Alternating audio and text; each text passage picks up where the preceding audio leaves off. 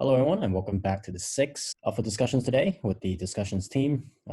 So we do these to give you guys an update on what we've been working on Discussions, as well as cover some of the stories you might have missed browsing Discussions. So I'm your host, Jack, and with me today we have Paul and Brian. What up, guys? Hey, everybody. How's everybody holding up with the pandemic still looming at large? Good. I'm doing a lot of chores Yeah. around the home. Oh. So, Good getting is all not this. bad. At this time, good is not bad. It's not Yeah. too bad right now. Yeah. Okay. Well, I guess we're still holding up, but we haven't been taken down by the coronavirus yet. So we're still working. In terms of what we've been working on, this last week has mostly been stuff in the back.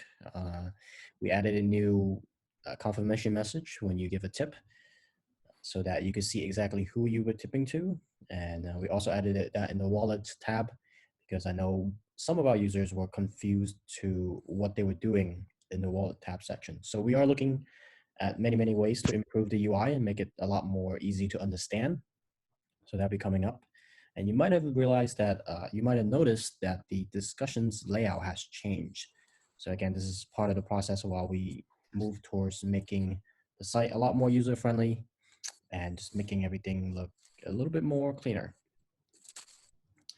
So yeah, so that's pretty much for the development updates.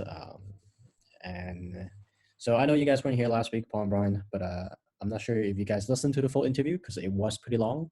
But we had Banker and xNation on the show last week, where we talked about the liquidity pool that they recently opened up with xNation, as well as the worker proposal system. So as you guys might or might not have known, Atmos is now on xNation with a liquidity pool. We're still tinkering with how the system works. They just released it a few weeks back, and there are a lot of bugs. But make sure you go check it out if you want to purchase or sell some Atmos, because there is a pretty big spread on Newdex at the moment, if I'm correct. Mm-hmm.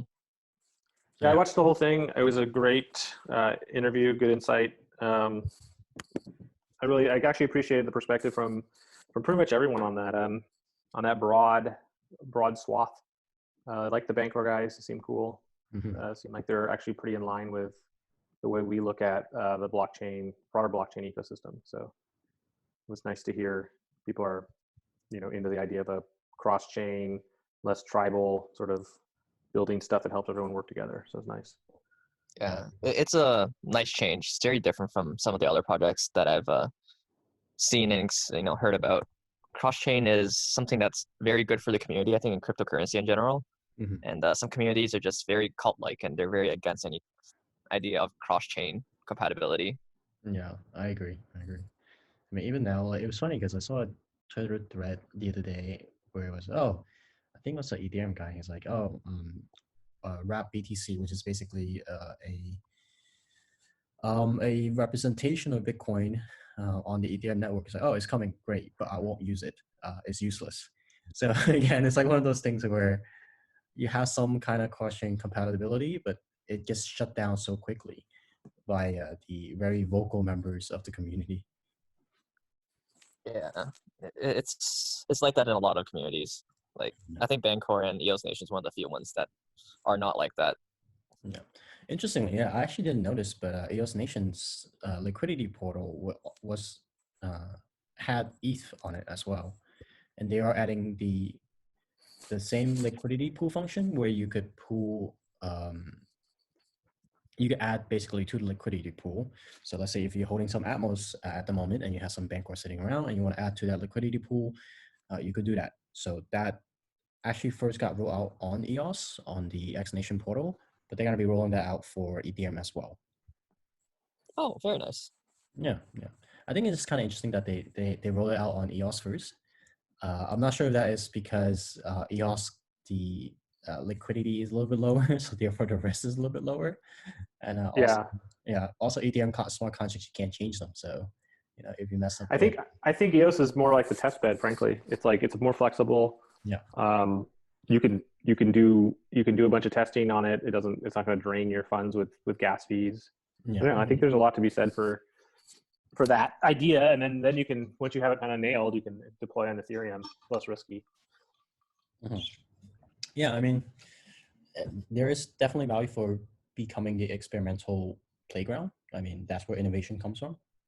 And again, I said this on Twitter the other day, that where a lot of the DeFi stuff is happening on Ethereum, and I get it, because it does have the biggest liquidity pool. It was the space where ICO was born.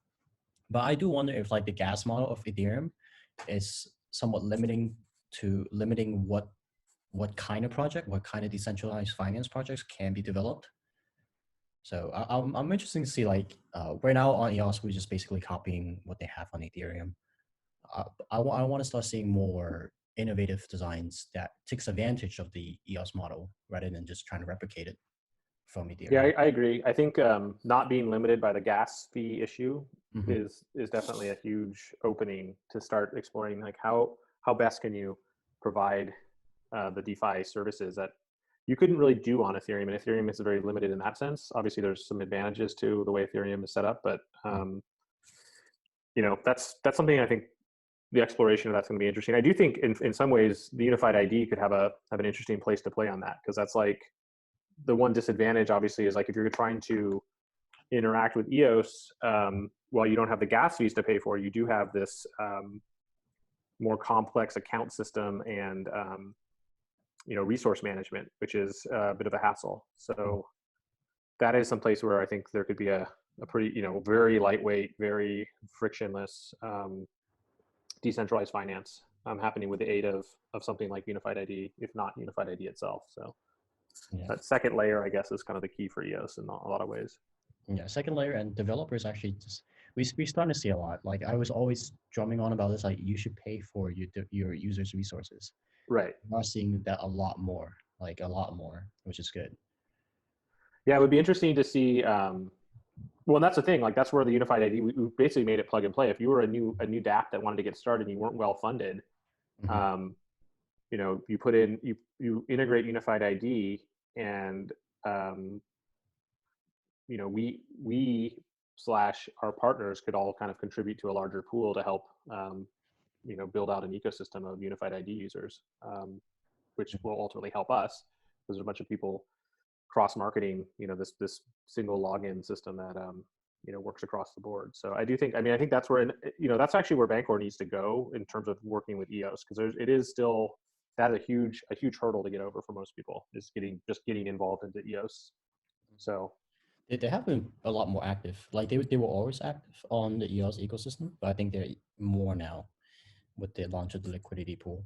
Yeah. So, well, it would be nice to get into the nitty gritty on that. I mean, maybe not in a public forum, but in discussions with those guys, just to kind of figure out, like, have they thought about it? Have they looked at what we're doing with unified ID? Yeah. Because it is a solution to allowing not just decentralized finance, but it seems like that would be a good spot for it, to be able to allow casual users who are earning tokens or other things from other places without having to have the whole manage your accounts.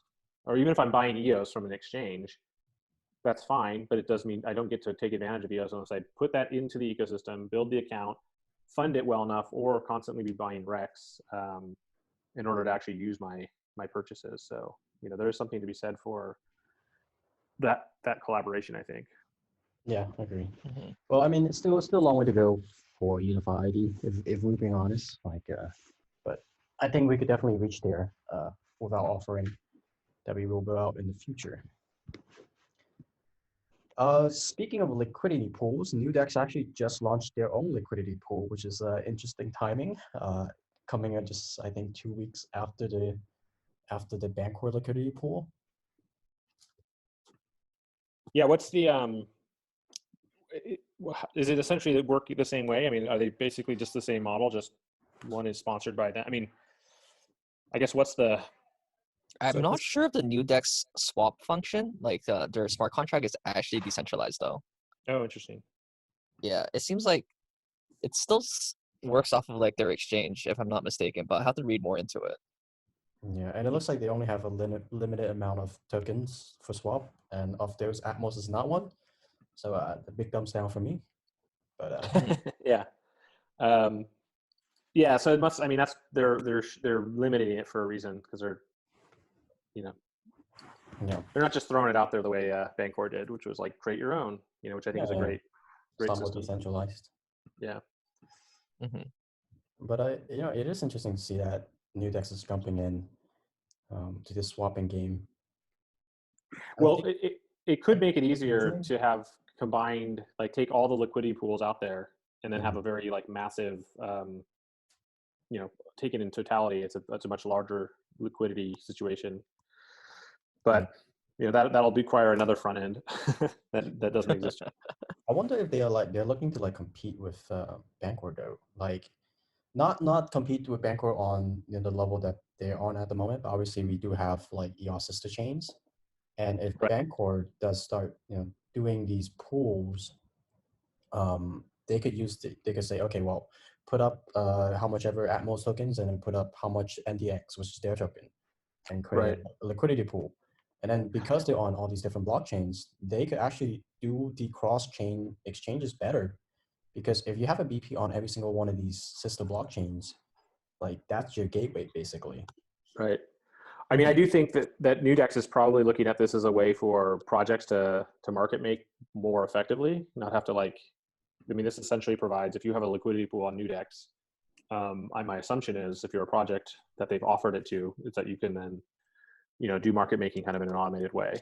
So it would make sense for them to start cross-chain functionality because there are several projects that have kind of started bridging the chains. So, it would make sense to kind of fill out that ecosystem a bit. Exactly. So yeah, Brian, do you have anything to add on this Newdex swap thing? Have you used it? I haven't used it yet, but it feels like they have nothing to lose. Like Newdex has nothing to lose introducing like a liquidity pool. Yeah, it's just more transactions, more fees, right? Yeah. Whether or not they're going to link their Newdex token to the liquidity pools is, I'm not sure. It seems like a good idea for them. Yeah, they're the biggest. They're the biggest player in the EOS token exchange now. So, which is not a big pool, like granted, but still, that's something. I think part of the reason why they introduced the liquidity pool was, Bancor started it, and they're like, it's not very expensive for them to do the same thing. I wonder if they have been doing this, like they've been planning this in the back. I think they might have, because this doesn't look like a rush product. I don't know about that. I don't think they were planning to use it until they saw like the success of the Bancor liquidity pool. Yeah, it's probably like something they had in the back burner, and then once they saw like Bancor and xNation, I was like, okay, well, now we gotta move it up a little bit. Yeah, move up the priority, and now they have it. Okay, so while we had xNation on, we also talk about the new worker proposal system. The conversation around that has kind of died down actually. So if you don't know, the worker proposal system is basically the mechanism for the EOS block producers to start funding projects. So they put in about 50,000 EOS, which translate to a little bit over 100,000 US dollars for a 2-month trial period. So the money is already there. Technically, the system hasn't launched yet. It's just 2 more multi-sigs away from being launched. And I'm playing around with it. I was talking to xNation about it. And a lot of community members have concerns about the system getting abused. And among them is Brendan Bloomer, the CEO of Block.one. So obviously when he says something, everyone pays attention. But yeah, so he said he was really worried about that, the system being abused, being corrupted. But I think the benefit outweighs the potential risk. And that's my opinion. Yeah. What do you guys think? Yeah, I mean, I think the worst case is it's a limited pool of funds. So it's not like it's like, okay, this is going to be an unlimited amount of money that people could drain. Yeah. Compared to the BP rewards, it's not that much, broadly speaking. So, worst case, I guess it's a way for whales to just have stuff they like get funded. I mean, well, the thing is that yes, it's still possible for whale to influence it, obviously, because the whales do have a huge say in electing the BPs. But the interesting thing is that they made it so that every block producer that is getting paid, so that's about like 60 of them, gets one vote. So it's an interesting balance, I think. Like, because yeah, you could get all your block producers in, but a whale only has 30 votes. So Right. there is some like checks and balances that they put in place. Right, and that's what I'm saying. I don't think it's a huge risk. Mhm. Like that's the worst possible case, and even still, it's still voting on projects that ultimately could probably get funded. And what is it like? Someone puts up something that's total nonsense and it gets funded. I mean, that's going to be a reputational hit to the whole system. So I actually feel like there's incentive to prevent that in a lot of ways. So I think it's worth playing with. I think the amount of money is reasonable. You know, so we'll see. I mean, I'd like to see what's the first couple of projects get funded out of this. If it's stuff that everyone's been begging for, or if it's random things. I think so for TLOS, a lot of they do fund a lot of development work. So for like websites, for like portals into the blockchain, and obviously EOS doesn't do that. So there's websites like Blocks and xNation that step in to do that role. So there is like I don't know. I think there's gonna be a lot of drama surrounding it because this is essentially state fund, right? And if you're funding projects, you're competing with private individuals that are doing the same thing and trying to get rewards for it. So I don't know. Like one of the first things I thought was like, okay, this would be great for funding Scatter because Scatter is so integral to the EOS ecosystem. But right now we are seeing different offerings like Wombat and Greymass has a wallet called Anchor that's coming out. So they're Right. competing products. So if you fund Scatter with this money, you're funding a competitor to destroy I don't know. There's gonna be a lot of debate over it, I think. I mean, I do agree with that aspect, but I mean, at the same time, we're not talking about funding these projects in perpetuity. It's like, here's the bootstrap money you need so you can be functional, knowing that EOS needs. I mean, think about it. Like if we didn't have the amount of EOS we have in order to provide transactions on discussions, like, we wouldn't really have a project because we'd have to have users. Like unified ID wouldn't work. Like I don't know. There's just some flexibility there that I think is like reasonable. So I mean, obviously Scatter can win a worker proposal, but so could any of the other projects. True. So why do they need the funds? Do they need the funds because they don't have a sound business model, so they're running out of money, or do they need the funds because there's a hurdle they need to get over? And this is like venture funds, but they're just raising it from the system that they're working on. So I mean, I think ultimately, as I said, I don't think it's such a crazy amount of money that, what's it, 25K per month? No, The it's max. 25K EOS. So that's Okay, so it's like 50K, 50, 60K, whatever. yeah. But your proposal, like 2 proposals could win, or 3 proposals could win per month. So, or no proposals could win. Yeah. Yeah.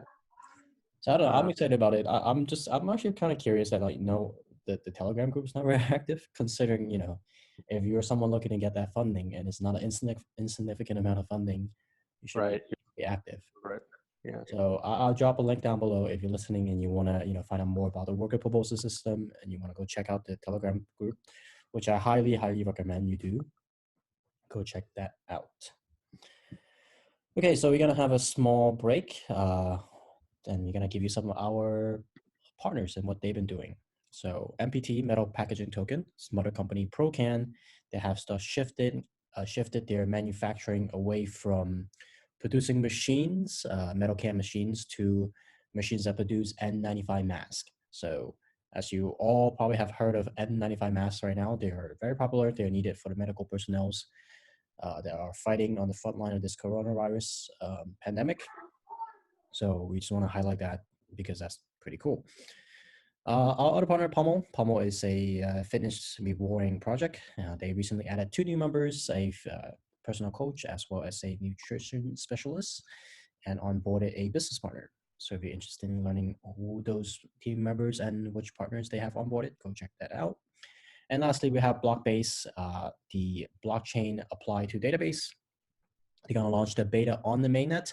The beta has been available on the testnet for testing for quite a while now, and they're ready to go on the mainnet on April 22nd. So once again, if you're interested in checking out the beta, I'll leave a link down below. Okay, back to our content discussion. And this week, Binance has been all over the headlines.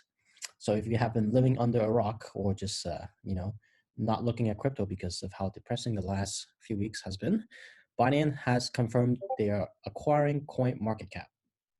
So CoinMarketCap is one of those sites where I wake up and I click on it almost as like an automatic reflex. So yeah, interesting purchase for $400 million. So obviously Binance is not hurting, too much in this market, but obviously, CoinMarketCap. I don't know the people say that wash trade is a big problem. The volume on CoinMarketCap is faked. Some people say Binance purchase is good. Some people say it's bad. I honestly don't know enough to say one way or the other. So, what do you guys think?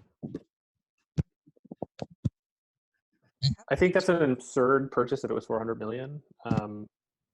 But I guess Binance has the money, so I don't really see the value in CoinMarketCap as like a, it has first mover advantage and all that, but like it's not like it's a complex website. So, anyone could build their own tracker of crypto if they wanted to. I don't know. I think it's a little bit more complicated than that. It's $400 million. Like, I think There must have been some proprietary data that they're trying to buy, and maybe that'll improve like Binance itself. Yeah. Yeah. I don't know. I mean, it just seems like a lot for, Was this a cash purchase or was it like a swap? Sorry? I can't make out what you're saying, Brian. Oh, I was just wondering if like CoinMarketCap was, just taking a bunch of Binance tokens in exchange for the site kind of thing, So or yeah, if it was a cash purchase. it's a mix of everything. So according to rumors and unconfirmed leaks, that the purchase was made with cash, stock, and Binance tokens. Now, stock of what company? I am not sure. But BNB is definitely involved in that transaction. I see. Because that's the only way they can like justify the 400 million, right? And I don't think they have 400 million of cash where they will want to spend it on just like a data service. Yeah. I mean, it's a data service, but at the same time, it is that it is the place you will go to see how the market's doing. So there is a lot of influence there as well. Yeah, I think this is precisely what it is. I think it's a way to push Binance tokens, things that are listed on Binance, to the forefront more readily. Because I mean, CoinMarketCap doesn't have to list a project. There's no they make their own rules. They can delist projects whenever they want. So ultimately, this could be a long-term play in order to sort of like capitalize on that. Mhm. But I feel like CoinMarketCap has kind of lost its luster. I mean, over the ensuing years, I remember it was the only place I would go and look, and now I don't think I've been there in the last couple of weeks. Oh, really? What do you check the price now? I just honestly, I don't really think about broadly the market in the same way anymore. It's sort of like, what do I care what the top 100 coins are doing anymore? It's not like I'm looking for gems or trying to find like new projects. It's kind of like, yeah. Also, knowing now a little bit more about the CoinMarketCap listing process, it's sort of like, I mean, the fact is like Atmos should be listed on CoinMarketCap. It's a broadly more active project than like, you get into page 3 or 4 on CoinMarketCap, most of those projects are dead completely. So I do know that like, at a certain point, yeah, I guess tracking what the top 10 are doing, but I don't know. I mean, I tend to go to CoinGecko now when I go to places. CoinGecko is much more responsive in general. So I don't know. I just think it's just kind of a funny thing. I don't think it's an innocent purchase in the sense, like, I think that CoinMarketCap's value will be less in the service of the market and more in the service of Binance from this point forward. For sure. So I agree. I don't think The funny thing is a founder of Binance, Zhao, like he said that the acquisition will enable us to build on each other's strengths and further grow and instill transparency in the industry. I'm not sure how them purchasing it would increase the transparency. Yeah, and the CoinMarketCap side also said that they will commit it will help they'll maintain their independence and neutrality. And when But you're they're owned by doing an a company, internal restructuring. yeah, maybe this like the spin off the website and everything else would be independent, as in outside the company. I see. Maybe that's what they meant. It's interesting. It's interesting. I just don't see the value of CoinMarketCap being 400 million, but they must see something in it.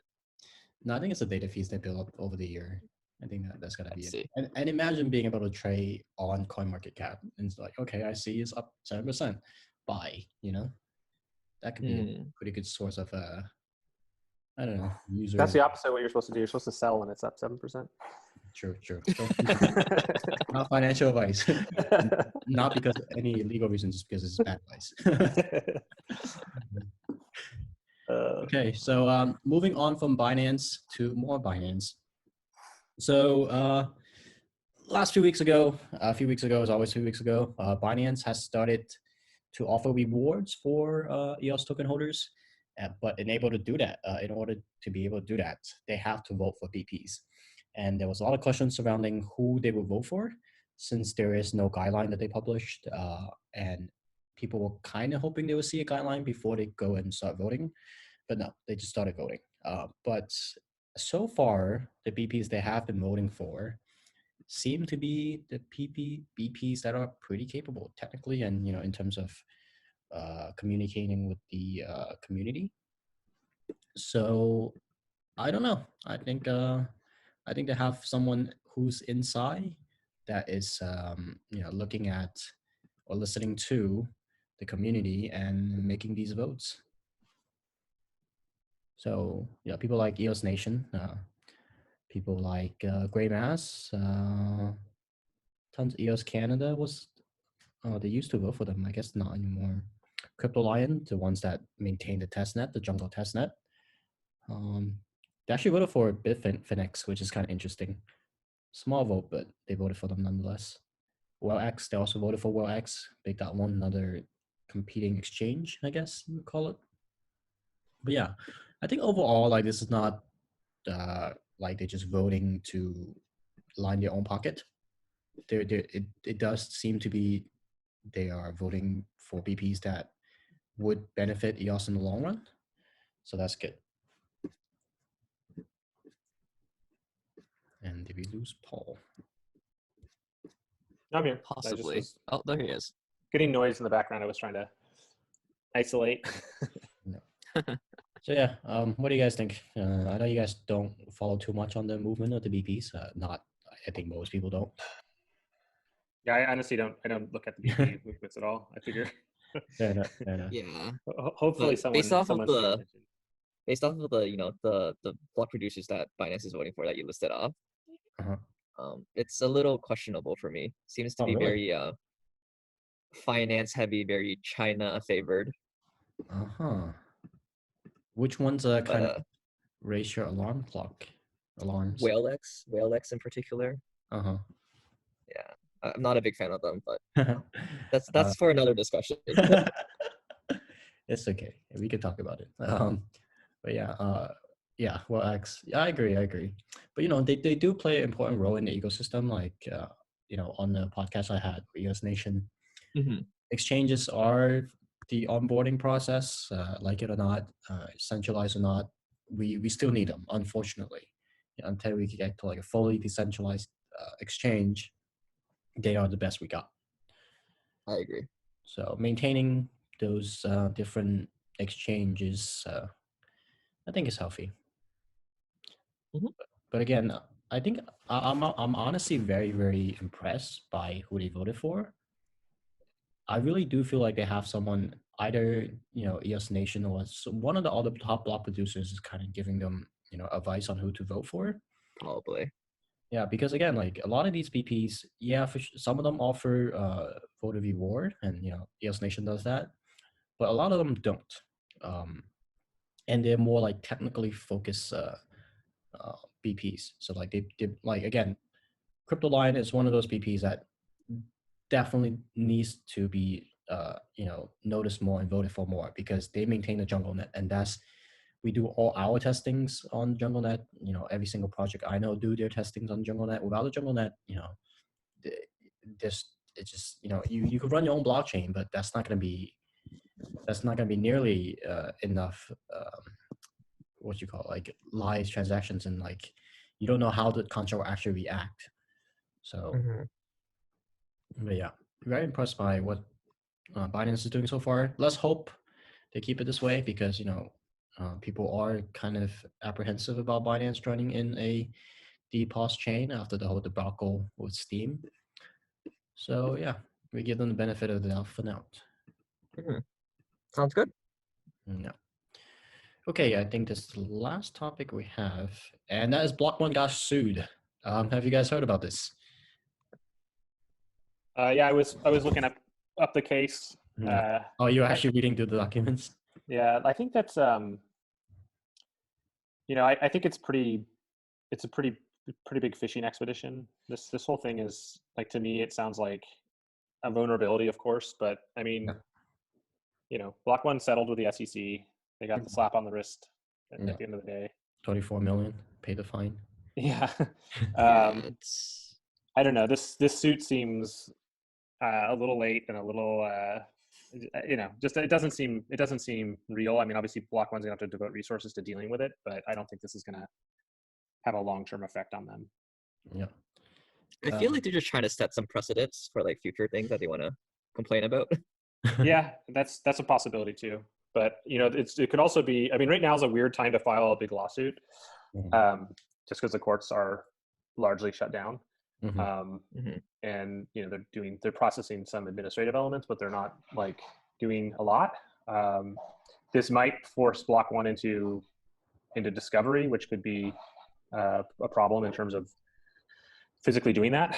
Everything has to be done remotely, and this is just more of a pain in the ass than anything right now. It just depends. I'll be curious to see what the judge does to whoever if they're sophisticated enough to deal with a case like this.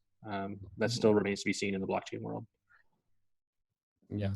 Well, in the past, they haven't really hired any consultants. The judges just kind of went with their gut feeling most of the time.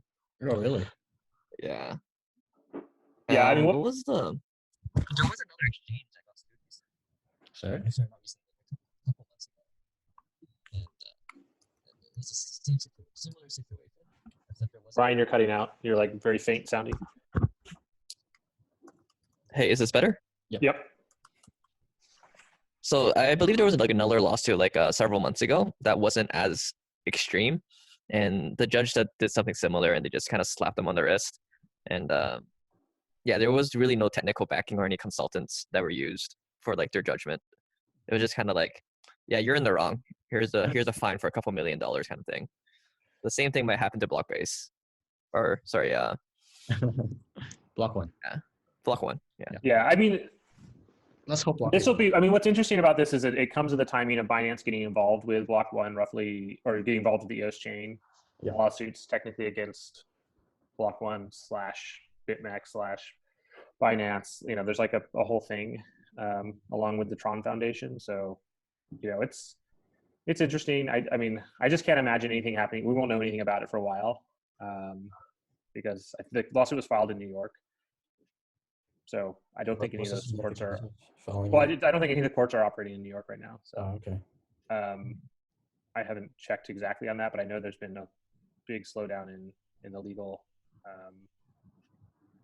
the legal field because of courts being closed and limited access to things. But this was essentially a securities lawsuit, so could just be a precedent set, could be clarification. Because if it goes against Block.one, I mean, how many other ICOs / exchanges are then on the hook for this stuff? Pretty much everything from the 2017 madness. So yeah, we'll see. But I think that as I said, I don't think it's I just don't see this going to be that bad. I think at worst there'll be some sort of drawn out discovery process and then a settlement, and then maybe another lawsuit comes out of that discovery process down the line. But I don't know. It seems a little bit. It just doesn't seem like a very good case. I agree. or it destroys a bunch of other companies in the process because I mean there's a lot of unregulation, or non-regulation, and it's not necessarily because the companies are trying to be shady. It's just because the clarification isn't there. Yeah. And so I think that you know it's just hard to say because like technically I mean I don't really view EOS as a security in the same sense that you would like broadly classify these these financial instruments. I think that trying to claim that the exchanges are acting as a broker dealer by providing access to the EOS token is a stretch. So I don't know, but some of those exchanges are in fact acting as broker dealers for other reasons. So this may reveal that, and that could be what the point is here. Not sure. Yeah. Again, I think you're right. It's probably just a fishing expedition, like just to see if they get any of them. Yep. And plus, Block.one already paid the fine, so I think it'll be okay. Okay, so let's wrap this up. What do you guys Sounds good. think? Yeah. Okay, so to close us out, we have a quote submitted by Seth from Boyd. And it's a quote by Billy Bragg, which I haven't heard, but I like this quote. And the quote is, "Freedom of speech does not guarantee you a platform from which to air your opinions. You may hold trenchant views on a number of subjects, but the fact that the Times won't print your ruminations does not mean you are being oppressed. While freedom of speech gives you the right to dissent, and yes, to offend, it does not give you the right to abuse." So I think this is a somewhat controversial quote. I don't think that's how most people think about their freedom of speech, especially in the day of social media, where like if if people don't give you a platform to speak opinions, you call it censorship. As we've seen the case with Alex Jones and the various different social media platforms that have deplatformed him. So yeah, it's interesting to say the very least. Interesting take on free speech. Yeah. Okay, and I tend to agree with that. yeah. And with that, thank you guys for listening. And we are Discussions next week. All right, take care, everyone. Bye, everybody. Ciao, ciao.